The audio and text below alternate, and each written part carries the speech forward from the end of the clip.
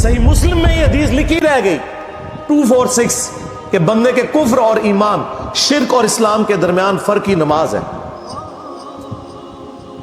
یہ حدیث مسلم میں ہی لکھی رہ گئی کہ ابن مسعود رضی اللہ تعالیٰ عنہ کہتے ہیں کہ جماعت کے ساتھ نماز پڑھنا یہ سنت خدا ہے، یہ تمہارے نبی کی وہ سنت ہے جو اللہ نے انہیں عطا کی، اگر اسے چھوڑ دو گے تو برباد ہو جاؤ گے.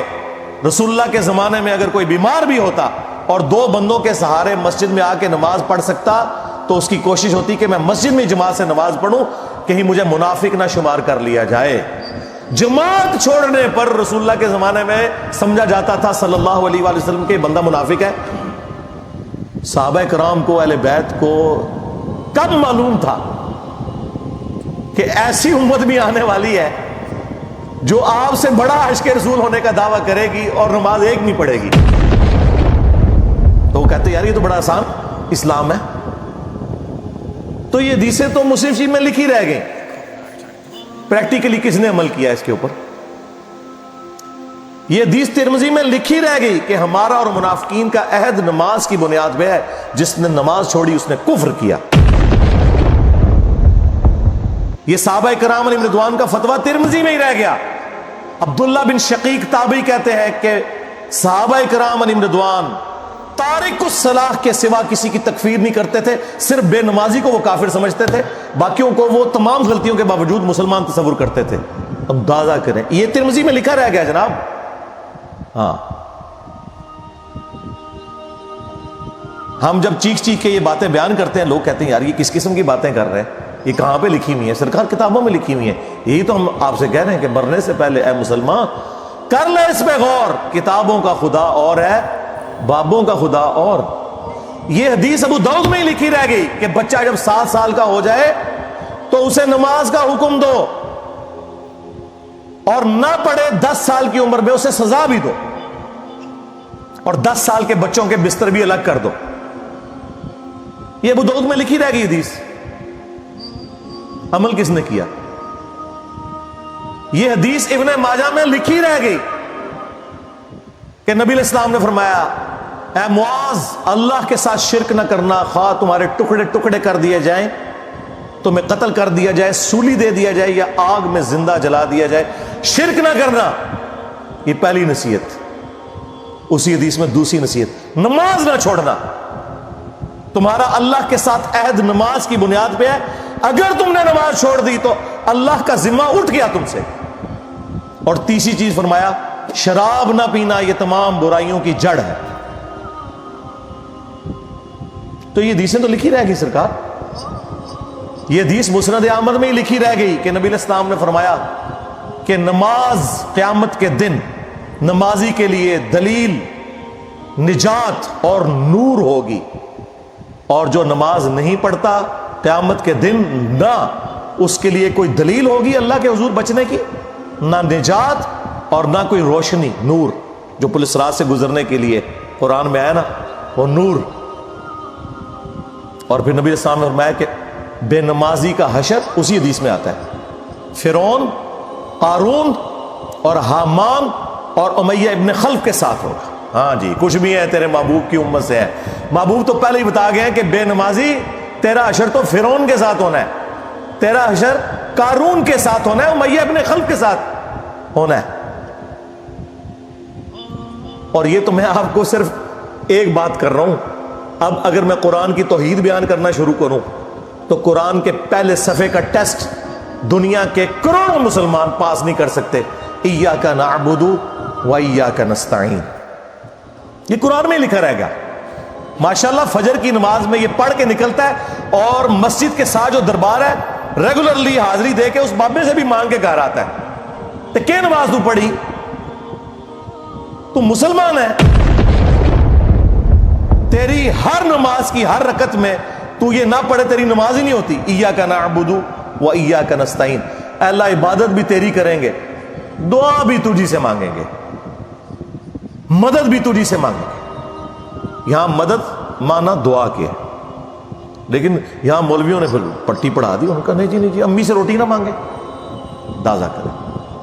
اندازہ کریں قرآن کا مذاق اڑا رہے ہیں، حالانکہ انہیں پتہ ہے کہ قرآن میں یہ آیت موجود ہے وَتَعَاوَنُوا عَلَى الْبِرِّ وَالتَّقْوَى وَلَا تَعَاوَنُوا عَلَى الْإِثْمِ وَالْعُدْوَانِ، نیکی اور پرہیزگاری کے کاموں میں ایک دوسرے کی مدد کرو اور برائی میں الگ رہو۔ قرآن نے بتایا ہے کہ اللہ نے دنیا کو اسباب کے ساتھ جوڑا ہوا ہے۔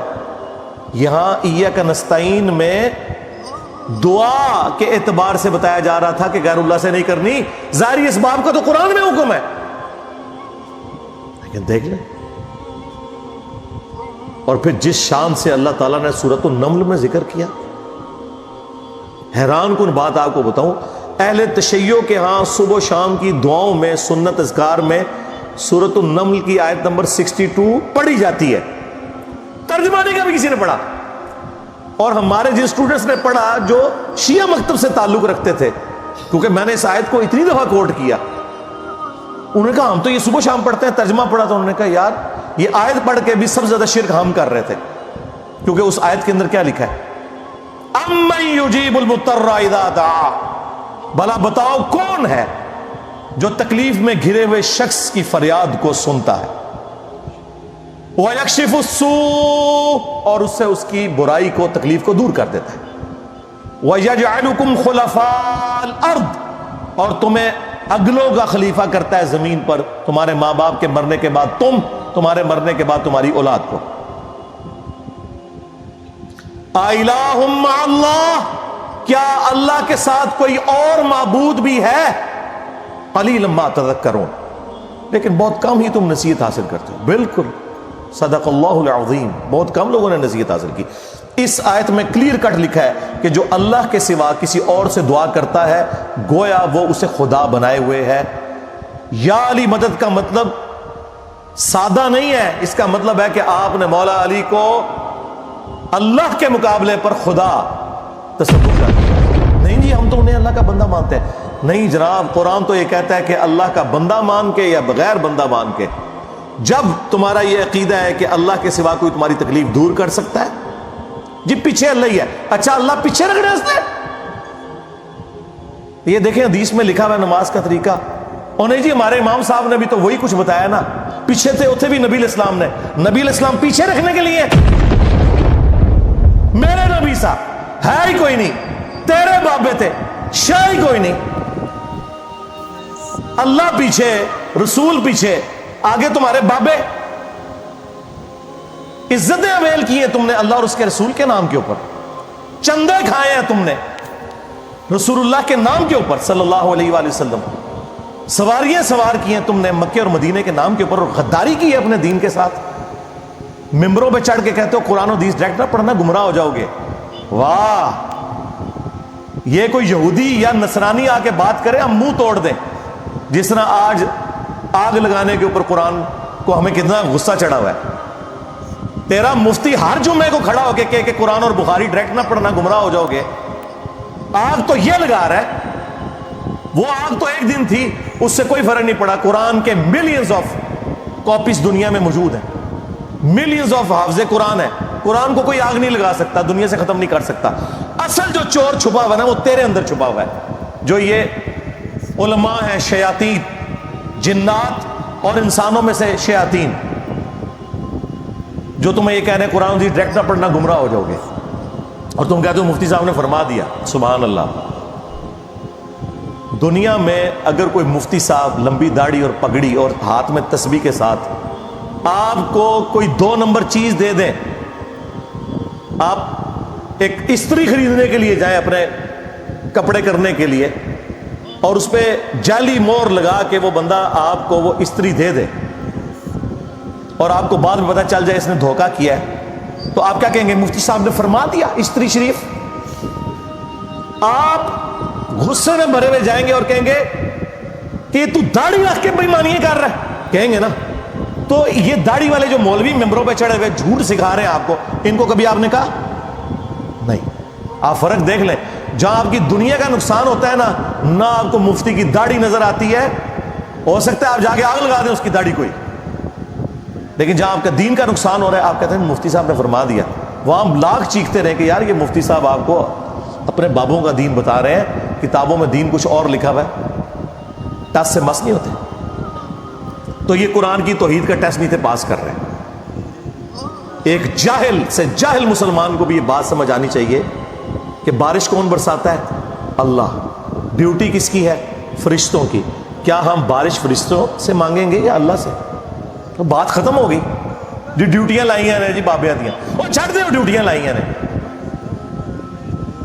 کدھر مر گئے وہ بابے کہ آج ہزاروں ایکڑ کے اوپر یوٹیوب کی جو ہارڈ ڈسک رکھی ہوئی ہے ان کے اوپر رسول اللہ کے خلاف گستاخانہ ویڈیوز رکھی ہوئی ہیں، بابا کدھر مر گئے؟ نگاہ مار کے کیوں نہیں ڈیلیٹ کرواتے؟ اوے بابا جی کہا کرتے تھے نا جی امت مر جائے، امام مالک فرماندے نے کہ حضور دیاں گستاخیاں ہو رہی ہیں اور امت زندہ ہے، بدلہ نہیں لیندی۔ امام مالک فرماتے تھے پھر امت زندہ کیوں ہے؟ پھر مر جائے ساری، پھر مر جائے ساری۔ پوری عالم اسلام اس وقت یا تو مر جائے، یا تو مر جائے سارا عالم اسلام، یا پھر حضور کی عزت پر پہرا دے۔ بس دو باتوں میں سے ایک بات ہے، بس یا سارا اکٹھا ہو کے مر جائے یا پھر فرانس کو جواب دے۔ میں نے کہا تھا بابا جی رک جاؤ، صبر کرو، تو آڈے ہوتے کوئی اور شے اللہ نے چھڑ دیتی ہے۔ امت بعد ہی مرے، پہلے تیرے بابے کیوں نہیں مر جاندے بابیا؟ جنہاں دی ڈیوٹیاں سن، غوث کتب ابدال، انہوں نے اپنے نبی کا کلمہ نہیں پڑھا ہوا؟ وہ کدھر مر گئے جو کل تک اپنے مریدوں کو یوں دیکھ کے تو جلا کے راکھ کر دیتے تھے، آج اتنے بغیرت ہو گئے کہ وہ یوٹیوب سے ویڈیوز نہیں ڈیلیٹ کر سک رہے؟ لے جاؤ اپنے بابے تو، کسی کام میں نہیں نکلے۔ پہلے وہ مرن نا، امت تو بیچاری کچھ کر نہیں سکتی، بابوں کے پاس تو اتنے رائٹس ہیں۔ وہ بابا لبو جی ڈیوٹی ہے اتنے جتنے ہارڈ ڈسک پہ ہیں اتنے جس غوث دی ڈیوٹی ہے انہوں لبو کرا، اس سے میں 295 سیل آواں گا۔ امت مر جائے، تیرے بابے نہ مر جائے، امت مر جائے۔ امت نو تے تسی مس گائیڈ کیتا ہے، شرک میں ڈبو دیا۔ او جی لاہور 1000 سال تو بابا بیٹھے ہے تے پال رہے لوگوں نو، چھڈ دے، آج چندے بند کر دینا گورنمنٹ، کتے پھرن گے دربارہ ہوتے تواڈے، صفائی کرنے والا کوئی نہیں ہوگا، بند کراؤ آج چندے، بابا پال رہا ہے، تواڈے چندے تے پلدے نے تے تسی کہتے ہو بابا پال رہا ہے۔ شرم کی کوئی انتہا ہوتی ہے۔ یہ لوگ بات کرتے ہیں کہ قرآن جل گیا تو پورے ملک کے اندر ہنگامے کھڑے کیے ہوئے ہیں، قرآن تم لوگوں نے جلایا ہے شرک پھیلا کے۔ ویسے تو کہتے ہو ہم سنی ہیں، سنی وہ ہوگا جو بخاری مسلم کے طریقے کے مطابق جو رسول اللہ کے احادیث نقل ہوئی ہیں صلی اللہ علیہ وآلہ وسلم، رکوع میں جاتے وقت اور رکوع سے اٹھتے وقت رفع الیدین کرے گا، یا سنی وہ ہوگا جو اپنی پبلک کو یہ جھوٹ مشہور کرے گا کہ جی بغلیں بت رکھ کے آندے سن تاں رفع الیدین ہوتا سی۔